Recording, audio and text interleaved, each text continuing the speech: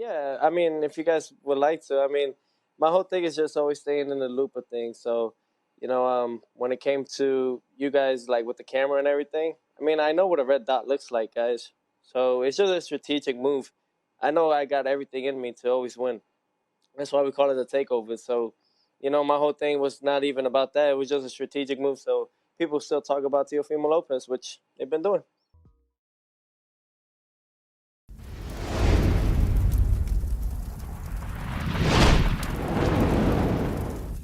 What's up, guys? This is Showtime Fight Forum, where we talk all things fights.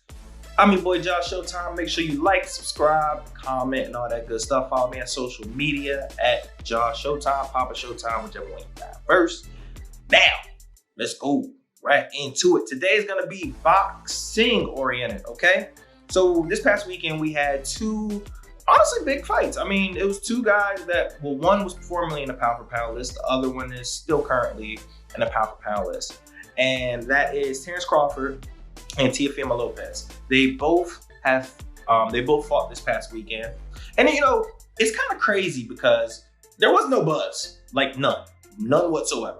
And it's the same thing with even Tyson Fury. There was really no buzz. Now, I would say with Tyson, the only reason why there wasn't any real buzz is because no one cared about his opponent, and we already knew what was going to happen. If it was Deontay Wilder versus Tyson Fury 4, trust and believe it would have been on ESPN First Take, Fox News, Fox Sports, all that good stuff. But it's just so crazy to me how a person that is like a Terence Crawford, who's legit like a top 3, top 2 pound for pound fighter in the world, a generational fighter, one of who can and probably will go down as an all-time great, gets no buzz, none. And he's an American. He's a Black American fighter. And it's not even one of those like Floyd Mayweather where people be like, oh, well, his style's boring and he doesn't really fight, he runs, this, that, and that. Like a lot of people say. I don't think that's true, by the way, but I'm just saying that's what people say. Terence Crawford ain't that. He's never been that. He knocks people out. I believe like his last 9 fights or whatever, I think every fight at welterweight has all been by knockout. Like, he's the exact, so it's weird to me that no one cares about Terence Crawford's fights, except for obviously people who love boxing. I mean, is it his personality? I don't know. He's not a boring dude. Like, I don't think Terence Crawford is a boring guy. I think he's pretty entertaining. Like, if you have not seen Terence Crawford, look up some of his stuff. He says some very interesting things. Like, I would never forget where he said Gary Russell told Gary Russell he would literally break his neck. And like, if they was to ever fight, he will break his freaking neck. And what makes it funny is because I've never heard of a human being say to another man or woman in a fight, a fist fight, I will break your neck. That don't even make sense, but it's funny. But yes, he ended up signing a contract for BLK Prime, which no one knew of. It's a whole new subscription-based thing. Now, Adrian Bronner and people like that are signing with them now. Signed to a $10 million deal. Ain't mad at that. However, everyone was mad because it wasn't versus the person we all only care to see him fight now, who is Errol Spence, who I actually have above him in the pound for pound list. And it's not because necessarily I think he's better. It's just because I like his resume more at welterweight than I like Terence Crawford. It's literally that simple. But yet still, we ended up getting Terence Crawford and no one really cared. But if you saw it, you saw Terence Crawford for who he is, which is a finisher. Realistically, the guy had no point, no chance in really beating him. He had 3 losses before fighting Terence Crawford. And yes, he was on a little bit of a win streak, but at the end of the day, Terence Crawford is pound for pound for a reason. And he closed the show. I believe they sold 14,000 people out there, so 14,000 tickets, sold out Omaha, which normal. It's not a big area, so of course he's gonna sell out. That's his hometown. But I'm saying all this to say, like, did this make me say that he's pound for pound number 1, the greatest of all time, this, that, and the third, like a lot of people are doing because of this? No.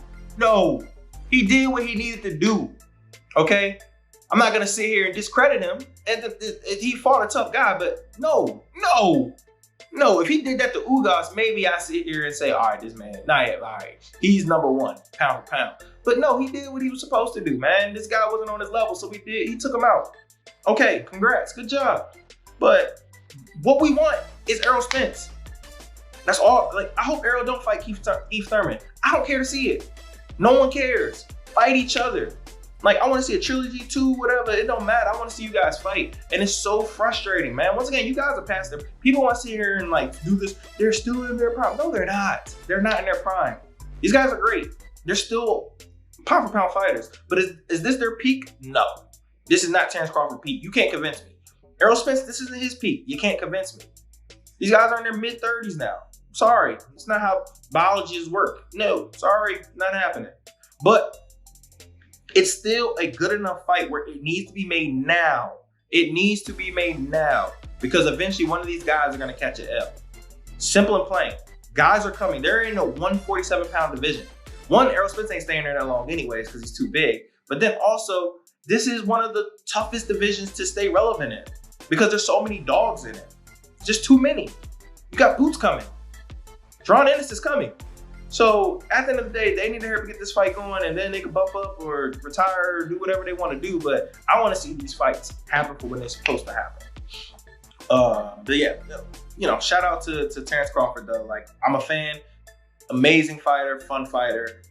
We just want to see the fight that everybody want to see. We want to see the fades. We want to see these hands thrown against the best of the best, especially at the age of 30.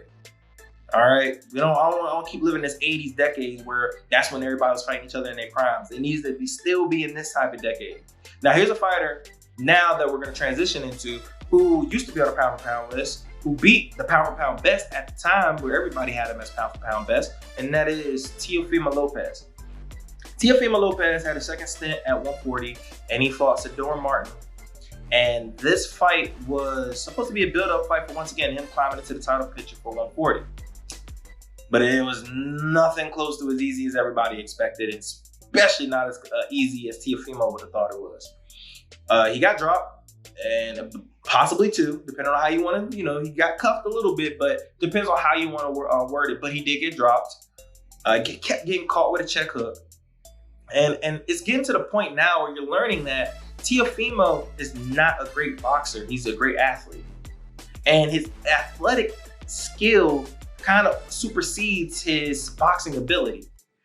Martin, in my opinion, didn't really care to fight. He wanted to box. And that's what made that fight so close. And now going up a weight, now we're seeing the same thing that happened with Floyd. I try to tell people, is when you go up in weight, that power doesn't always translate.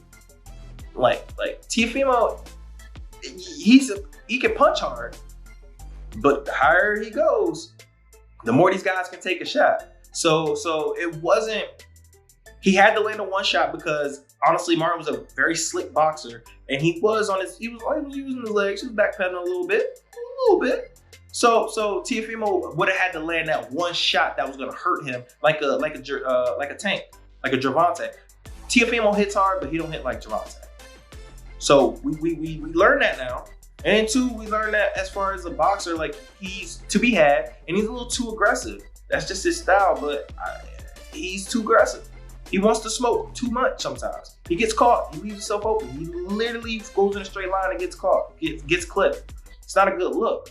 So, you know, going forward, you have to ask him, like wonder, because he's still young. He's like, what, 24, 25? Do you really want to be the best? And if you do you want to get away from your father? Like, it's hard. I know this would be the hardest thing. The person that brought him, the person that raised him, the person that's probably his like inspiration. However, if you want to go to the next level, it might be that time to get away from your father and going into another camp, learning from other people. We've seen from just a person of like Deontay Wilder, how his skills developed even more. Not saying that he became like the greatest boxer ever, but you saw the development, the differences between his game, between Fury and Wilder 2, Fury Wilder 3. Completely different, and that made that fight a lot more competitive than that second fight ever was. So, yet and still, I really like Teofimo. I like everything he represents. I believe that he is one of the people who, just like Shakur and some of these other boxers who don't care who they fight, they just want to fight the best. But your skills gotta match. Simple and plain. Simple and plain. Your skills gotta match.